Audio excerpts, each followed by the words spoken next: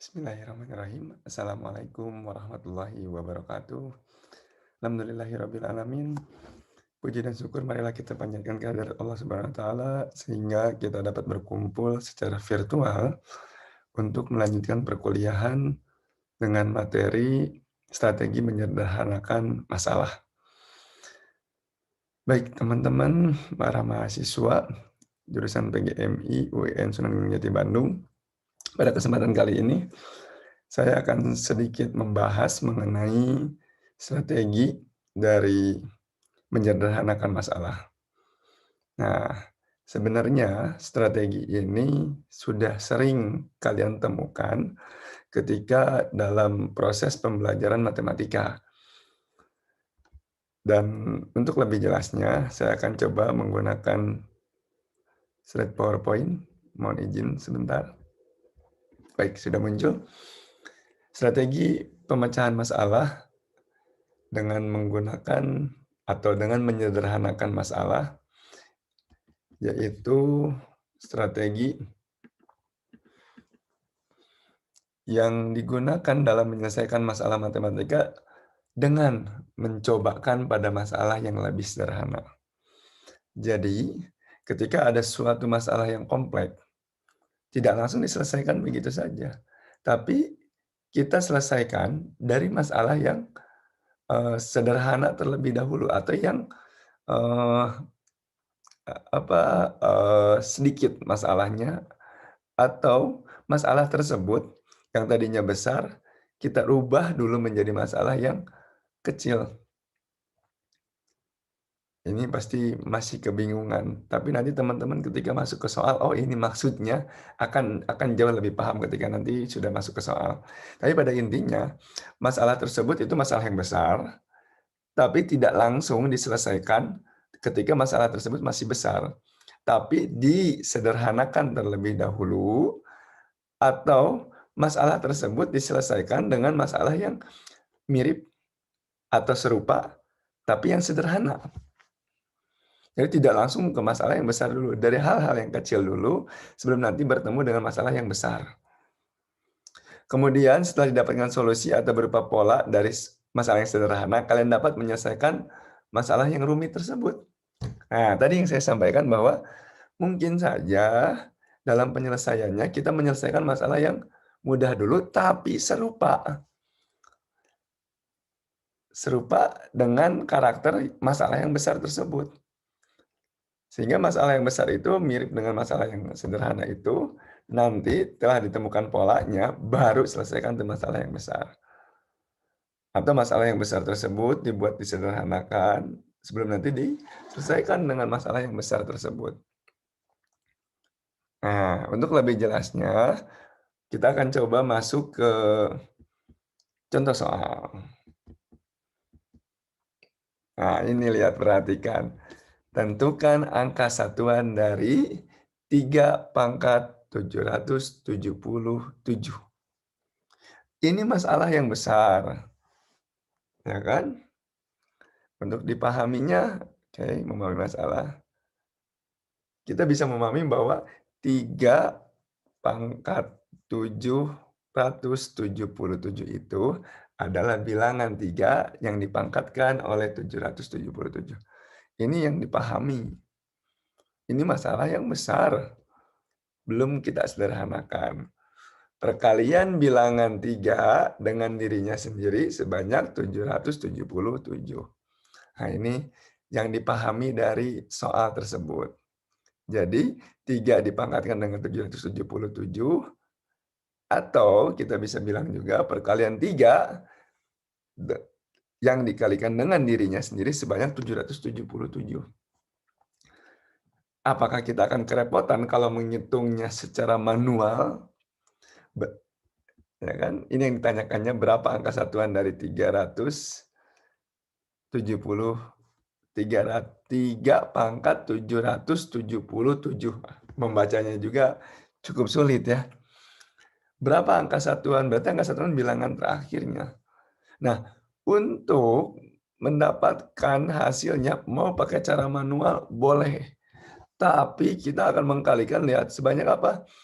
3-nya itu sebanyak 777 kali. Ini akan kesulitan teman-teman kalau kita tidak menggunakan strategi. Sehingga kita harus menggunakan strategi apa yang cocok. Nah, kita menentukan strategi yaitu strategi menyederhanakan masalah. Baik, perhatikan. Untuk menyederhanakan masalah, kita bisa menggunakan bilangan 3 dengan pertama pangkat 1 dulu. Kalau pangkat 1 itu hasilnya 3. 3 pangkat 2 hasilnya 9. 3 pangkat 3 hasilnya 27. Dapat dari mana? Kan ini perpangkatan. Berarti 3 sama dengan 3. Oke. 3 kali 3. 3 pangkat 2 itu 3 kali 3. 3 kali 3, 9. 3 pangkat 3, yaitu 27. Dapat dari mana? 3 kali 3, 9 kali 3, 27. Ini pun sama. 3 pangkat 4 sama dengan 81. Dapat dari mana? Sama halnya seperti tadi, ketika 3 dikali 3, 9 dikali 3, 27, dikali 3, 81. Lanjutkan lagi, 3 pangkat 5. Berarti 3 kali 3 kali 3 sebanyak 5 kali, dikalikan secara berulang, mendapatkan 243. 3 pangkat 6, 729. 3 pangkat 7, 2187. 3 pangkat 8, 6561. Nah, kalau kita lihat di sini ada angka satuannya dari hasil perpangkatan tersebut. Ketika pangkat 1, satuannya 3, pangkat 2, satuannya 9, pangkat 3, satuannya 7, pangkat 4, satuannya 1, pangkat 5, satuannya 3, pangkat 6, satuannya 9, pangkat 7, satuannya 7. Lihat, ini akhirannya saja. 7, 1, 3, 9, kalau pangkat 7, 7, pangkat 8, 1. Nah, kita mendapatkan pola satuannya. 3, 9, 7, 1. Nah, 3, 9, 7, 1, 3, 9, 7, 1. Ini akan berulang, 3, 9, 7, 1 akan berulang. Sehingga apa? Angka satuan berulang setiap 4 kali. 3, 9, 7, 1. 3, 9, 7, 1. Dari situ kita bisa lihat untuk menentukan angka satuan dari 3 pangkat 777, maka harus diketahui sisa pembagian dari 777 oleh 4. Nah, berapa sisa pembagiannya? Ini kan 770 dibagi 4, 194, sisanya berapa? 1. Kalau sisanya 1, bisa kita pahami, lihat. Ini kan 1, 2, 3, 4. Artinya 3 pangkat 1 yaitu 3. Jadi, bila angka satuannya dari hasil 3 pangkat 771 yaitu 3. Sekali lagi, karena kita sudah mendapatkan pola dari bilangan tersebut, bilangan pangkat, hasil dari bilangan berpangkat tersebut, yaitu polanya apa? 3, 9, 7, 1. Dari sini ya. 1 pangkat 1, pangkat 2, pangkat 3, pangkat 4, pangkat 5, pangkat 6, pangkat 7, pangkat 8. 3, 9, 27, 27, 81, dan seterusnya. Kita lihat angka satuannya 3, 9, 7, 1. Di sini berapa pangkat 5? 3, pangkat 6, 9, pangkat 7, 7, pangkat 8, 1. Kalau kalian coba pangkat 9 ini hasilnya akan menjadi 3. Ya. 3, 9, 7, 1. Nah, 3, 9, 7, 1. Ini akan secara berulang. Boleh lebih besar lagi? Boleh. Lebih banyak lagi? Boleh. Semakin banyak, semakin yakin kita dengan polanya. Kita sudah mendapatkan 3, 9, 7, 1. Sehingga ketika tadi Yang 3 pangkat 777, kita coba dulu sisa pembagian dari 300, dari 777 dibagi oleh 4, sisanya 1. Sehingga apa? 3 pangkat 1 itu yang tadi. 3 pangkat 1 yaitu 3 hasilnya.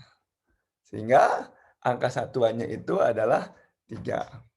Nah, untuk mengecek kembali apakah jawaban ini benar atau masuk akal, maka diperlukan pengecekan jawaban dengan mencocokkan sisa dari 777 dibagi 4 adalah 1, berarti 3 pangkat 1 sama dengan 3. Itu untuk contoh yang pertama.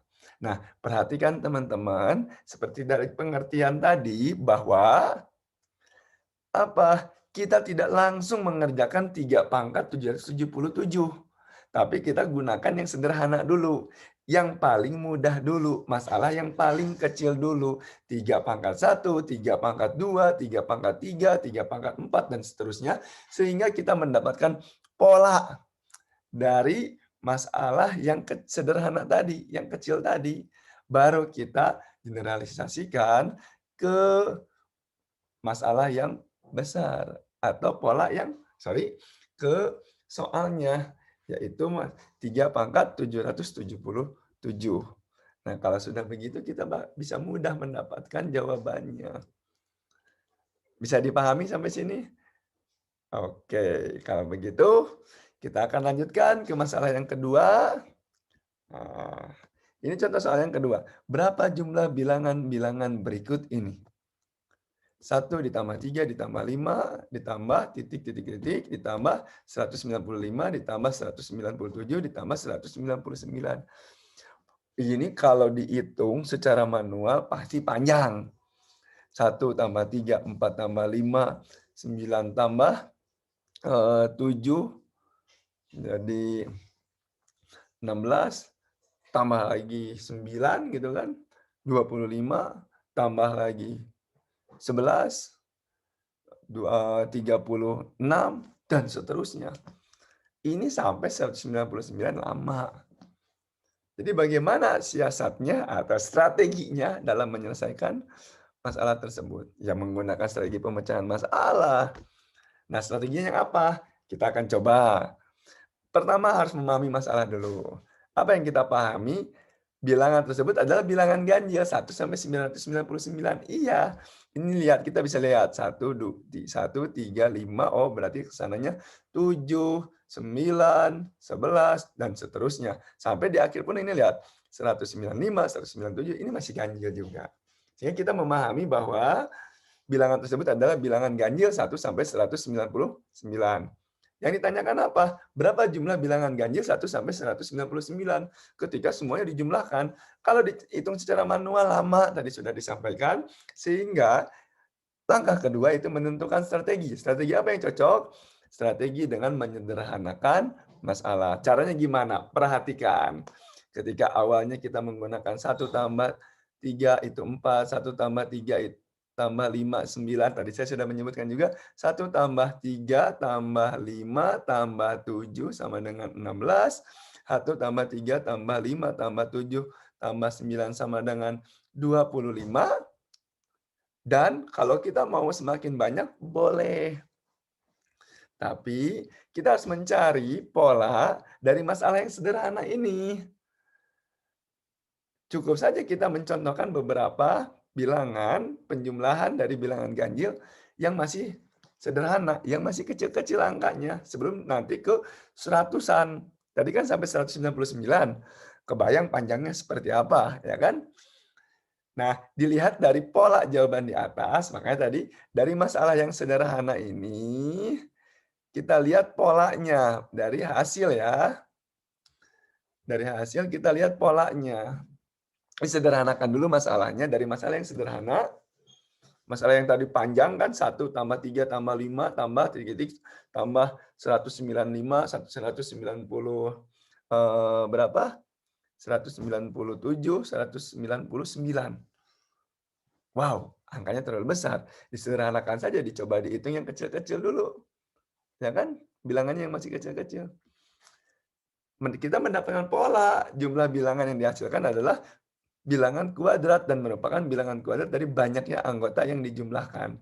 Coba, 1 tambah 3 sama dengan 4, 1 tambah 3 tambah 5 sama dengan 9, 1 tambah 3 tambah 5 tambah 7, 16, 1 tambah 3 tambah 7 tambah 1 tambah 3 tambah 5 tambah 7 tambah 9, 25. Kalau kita lihat apa? Jumlah bilangan yang dihasilkan adalah bilangan kuadrat. Ya, dan merupakan bilangan kuadrat dari banyaknya anggota yang dijumlahkan. Ini kan anggotanya 2. Nah, 2 pangkat 2, ya kan 4. 2 kali 2, 4. 1, 2, 3. 3 pangkat 3. 3 kali 3, 1 tambah 3 tambah 5. Ini ada 1, 2, 3. Ada 3 dipangkatkan atau dikuadratkan. Pangkat 2 dikuadratkan, 3 kali 3, 9. 1, 2, 3, 4. Nah, 1, 2, 3, 4. 4 dikuadratkan. 4 kali 4, 16. 1, 2, 3, 4, 5. Nah, 5 dikuadratkan 5 kali 5, 25. Kalau 6 gimana? 1 tambah 3 tambah 5 tambah 7 tambah 11. 6. Ini tuh 36. 6 kuadrat. 6 kali 6, 36. Oh iya, betul. Kita mendapatkan polanya. Sehingga dari pola tersebut, yang ini polanya nih.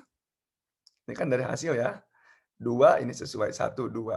3, 1, 2, 3. 4, 1, 2, 3, 4. 5, 1, 2, 3, 4, 5. Dan seterusnya. 36 juga nanti jadi 6 pangkat 2 atau 6 kuadrat. Kita mendapatkan pola. Nah, baru banyaknya bilangan dari pola tersebut adalah 1 ditambah 199 dibagi 2. Karena hanya yang ganjilnya saja ya. Jadi hanya 100 bilangan. 100 bilangan. Kenapa dibagi 2? Karena ada yang genapnya. Kan ini kita bicara bilangan ganjil. Sehingga karena ada 100, 100 kuadrat. 100 kuadrat dapat dari mana ini? Dari pola yang tadi. Yaitu 100 kuadrat 10.000. Jadi hasilnya itu 10.000. Lalu apa yang akan kita lakukan terakhir? Yaitu mengecek kembali. Ya, pola bilangan tersebut merupakan pengkuadratan dari banyaknya bilangan.